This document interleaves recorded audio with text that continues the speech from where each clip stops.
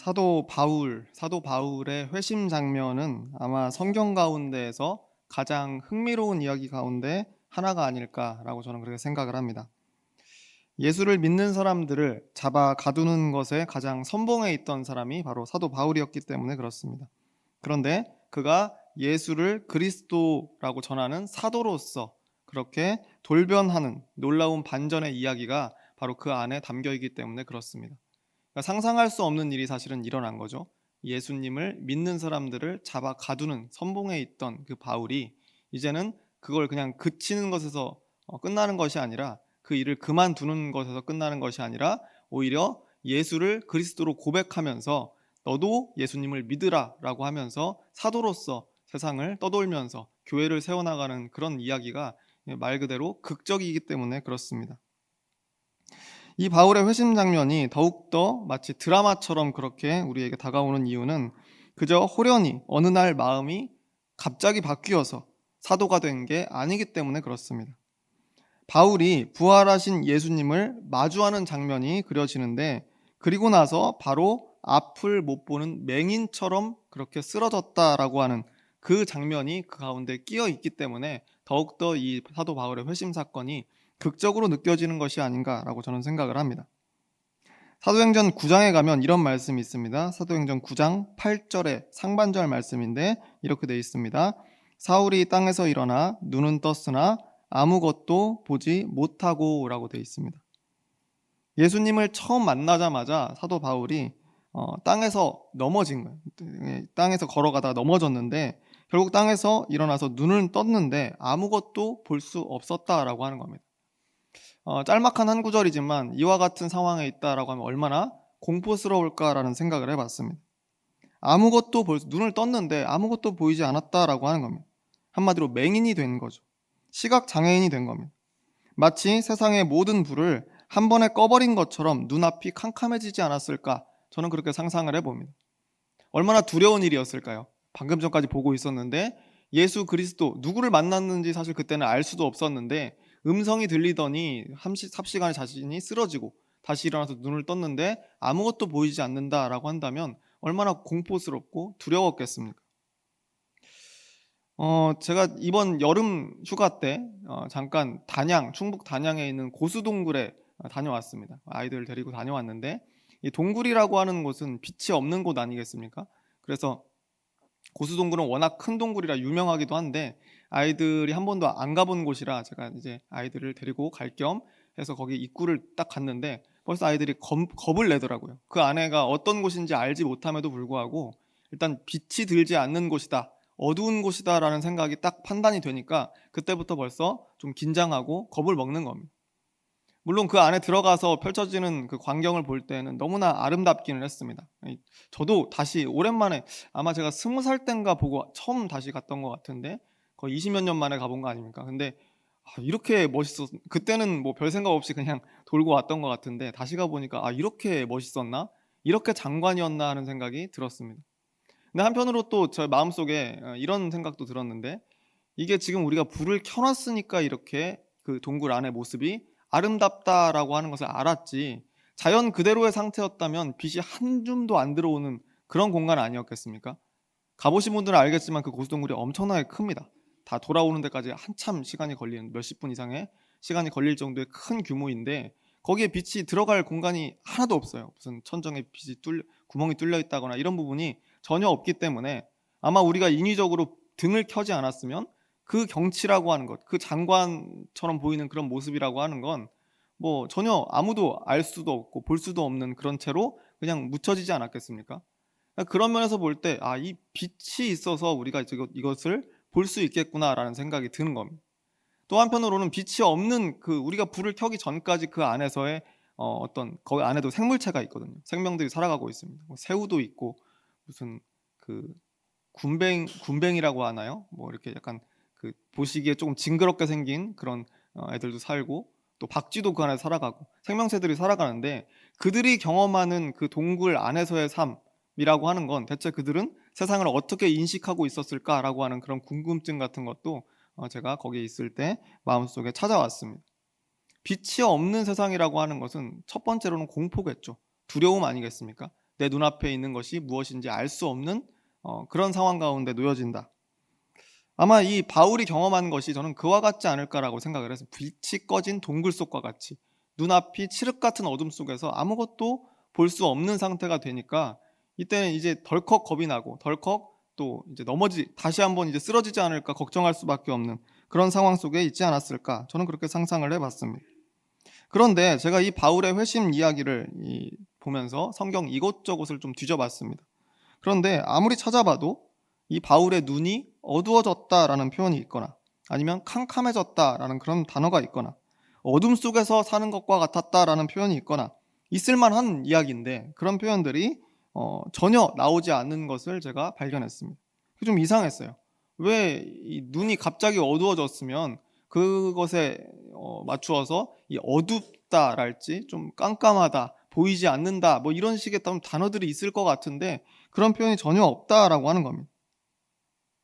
사도행전 26장에 가면 바울이 이 헤롯 아그리빠 왕, 이 왕은 로마의 어떤 뭐 황제나 이런 사람은 아니고 유대인의 왕, 말하자면 이 분봉왕인데 그런 이 헤롯 아그리빠 왕에게 자신이 경험한 회심 사건에 대해서 바울이 진술하는 그 장면이 사도행전 26장에 나옵니다. 거기에 이런 표현이 있습니다. 사도행전 26장 13절 말씀입니다. 왕이여 정오가 되어 길에서 보니 하늘로부터 해보다 더 밝은 빛이 나와 내 동행들을 둘러 비추는지라 라고 되어 있습니다. 이게 지금 바울이 왕에게 진술하는 내용, 자신이 경험한 내용. 정오가 되어서 길에서 보니까 하늘로부터 해보다 더 밝은 빛이 나와서 내 동행들을 둘러 비췄다라는 겁니다. 해보다 더 밝은 빛. 우리는 그런 경험을 해본 적은 없을 테니까 우리가 짐작할 수는 없는데 상상만 해볼 수 있는 거죠. 해보다 더 밝은 빛이 자기를 비추었다는 거예요. 우리가 낮에 해가 쨍쨍할 때 해를 정면으로 바라볼 수가 없죠. 도저히 눈을 뜰 수가 없기 때문에 그렇습니다. 너무 밝아서 눈이 부시기 때문인데 바울은 그 회심의 순간에 예수님을 처음 만나던 그 순간에 그것보다도 더 밝은 빛을 목격했다는 겁니다. 그러니까 바울이 못 보게 된 것은 캄캄한 어둠 속에 갇히는 사건이었는가? 그게 아니었다는 겁니다. 오히려 반대라는 거죠. 어둡게 된 것이 아니라 너무 밝은 무언가를 봐서 눈이 부셔서 볼 수 없게 된 사건이 맞다라고 하는 겁니다. 빛이 너무 강하면 눈에 타격을 입거나 심하면 시력을 잃게 되는데 바울에게 그럼 그와 비슷한 일이 생긴 것은 아닌가? 우리가 그렇게 상상해 볼 수 있다는 겁니다. 근데 문제는 그곳에 바울만 있었냐는 거예요. 그 빛을 봤으면 모두가 다 똑같은 증상을 겪어야 되는 거 아니겠습니까? 분명히 거기에 동행들이 있었다라고 이야기하지 않았어요? 해보다 더 밝은 빛이 나와 내 동행들을 둘러 비추는지라 라고 되어 있습니다. 그럼 모두가 함께 그 빛을 봤다는 건데 왜 그 중에서 하필이면 바울만 쓰러지고 바울만 시력을 잃었을까요? 우리가 밤에 자다가 갑자기 누가 불을 켜면 어떻게 됩니까? 잠시 동안 눈을 찌푸리게 됩니다. 잠시 동안 안 보이게 돼요.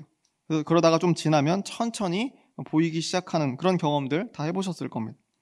우리 눈이 그 밝기에 적응하는 시간이 필요해서 그렇습니다.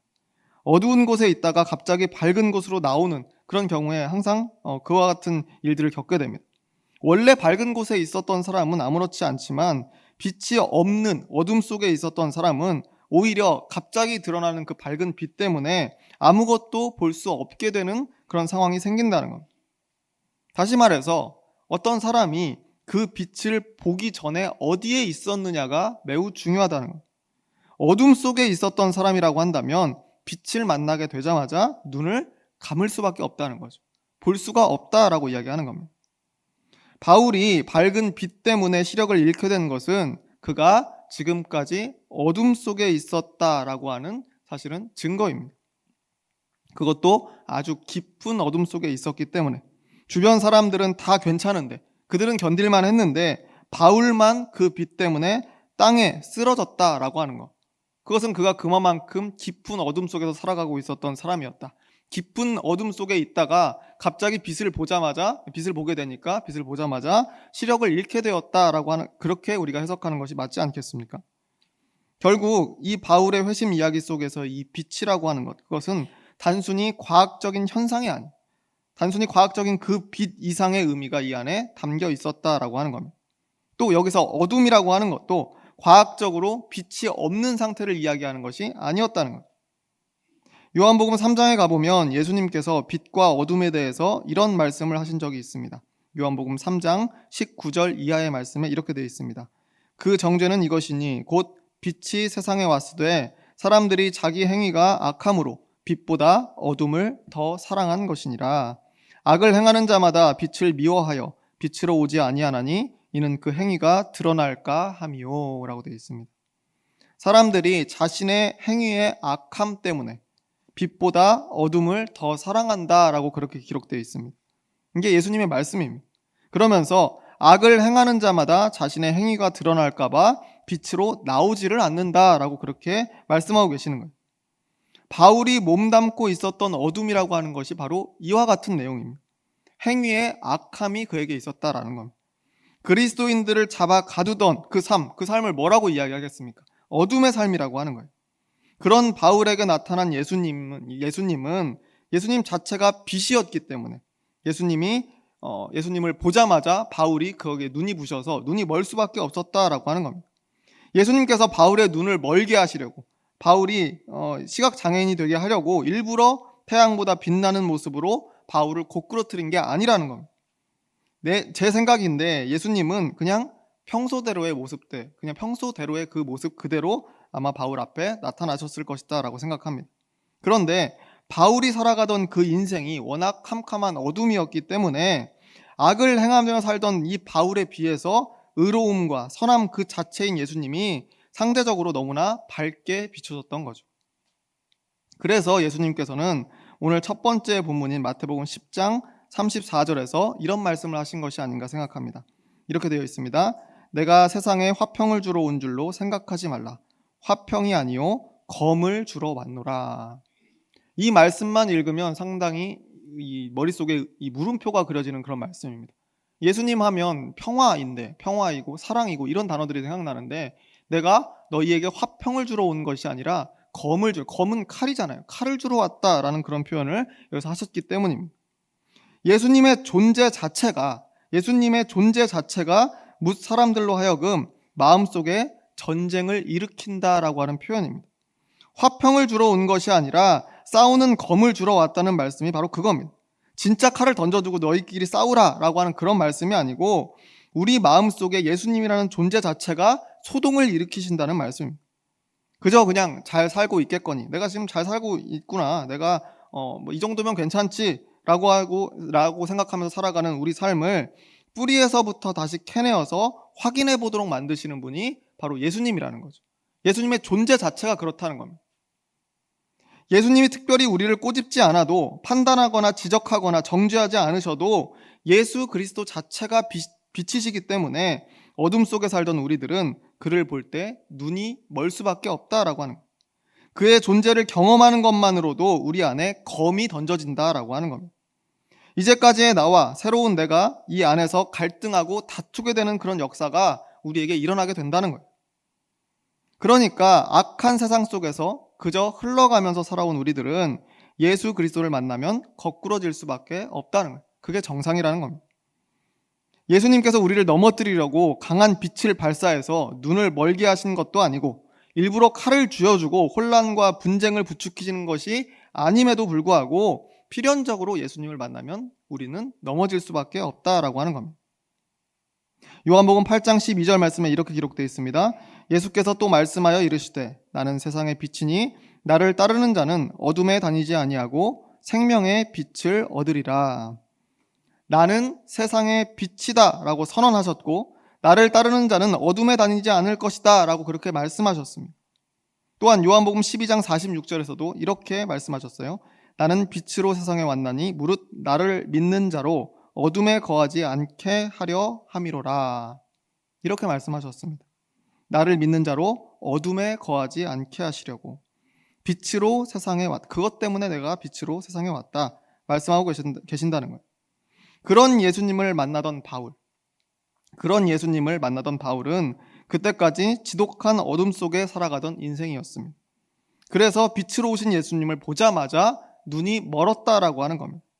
그리고 예수님께서 스스로 말씀하신 대로 나를 따르는 자는 어둠에 다니지 아니하고 무릇 나를 믿는 자로 어둠에 거하지 않게 되는 그 결정적인 변화가 사도 바울 안에 지금 일어났다라고 하는 겁니다. 이게 바울의 회심 이야기의 핵심입니다.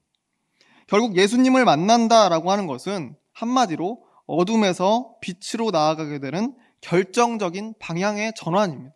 어둠에서 빛으로 나아가는 결정적인 방향의 전환이 예수님을 만나는 사건입니다. 그런데 그 과정 속에 반드시 거치게 되는 것이 바로 사도 바울이 그랬듯이 강한 빛에 눈이 멀어서 거꾸러지는 그런 과정입니다. 칼이 마음속에 던져지는 그런 과정입니다. 그것은 곧 예수를 만나기 전까지의 인생, 나만의 인생, 내가 지금까지 살아왔던 삶, 가치와 사상, 그 모든 것들에 큰 상처를 입게 되는 과정이 그 가운데 반드시 포함이 된다는 겁니다. 아, 지금까지의 내 삶이 잘못됐구나. 내가 빛이 아니라 어둠의 편에서 살아가면서도 내가 잘 살고 있는 척 그렇게 착각하면서 그렇게 살았구나. 내가 잘 사는 줄 알았구나. 그렇게 깨닫게 된다는 것. 사도 바울이 이때까지 그렇게 살아온 것, 그것은 우리가 다 잘 아는 사실입니다. 바울이라고 하는 사람은 유대인의 입장에서는 아주 유능한 차세대 리더 같은 사람이었습니다. 가말리엘이라고 하는 바리새파의 거장입니다. 거장. 그 거장을 스승으로 두고 있는 사람이 바울이었습니다. 하나님의 율법을 철저하게 지키는 사람이었고 율법에 대한 지식도 고상했던 사람이 바울이었습니다. 또 출신은 어떻습니까? 베냐민 지파 출신입니다. 유대인의 순혈의 혈통을 가지고 있었고 당시 가장 유력한 언어였던 히브리어뿐만 아니라 가장 유력한 언어였던 헬라어까지도 자유롭게 구사하는 사람이었습니다. 그래서 헬라 문화에도 능통한 사람이었죠. 심지어 로마의 시민권, 그렇게 갖고 싶어하던 사람들이 갖고 싶어하던 로마의 시민권까지도 가지고 있었던, 말 그대로 요즘 말하자면 육각형이죠. 육각형의 사람, 결점 없는 촉망받는 그런 리더와 같은 사람이 바울이었다는 겁니다. 그런데 그 바울이 예수님을 만나고 강한 빛에 눈이 부셔서 쓰러졌다는 거 아닙니까? 왜 그랬을까요? 내가 어둠 속에 있었으니까. 나의 삶이 지금까지는 몰랐는데 어둠 속에 있었구나 깨달으면서 쓰러졌다는 겁니다. 바울은 그때까지도 자신이 누구보다 하나님 잘 믿는 사람인 줄 알았습니다. 예수 믿는 저 이단들 때려잡으면서 정의롭게 사는 사람이라고 철석까지 믿었던 거예요. 예수 따라다니는 사람들 다 이단으로 생각한 거 아닙니까? 그러니까 잡아 가두는 거죠. 내가 이렇게 하면 하나님께서 기뻐하시겠지.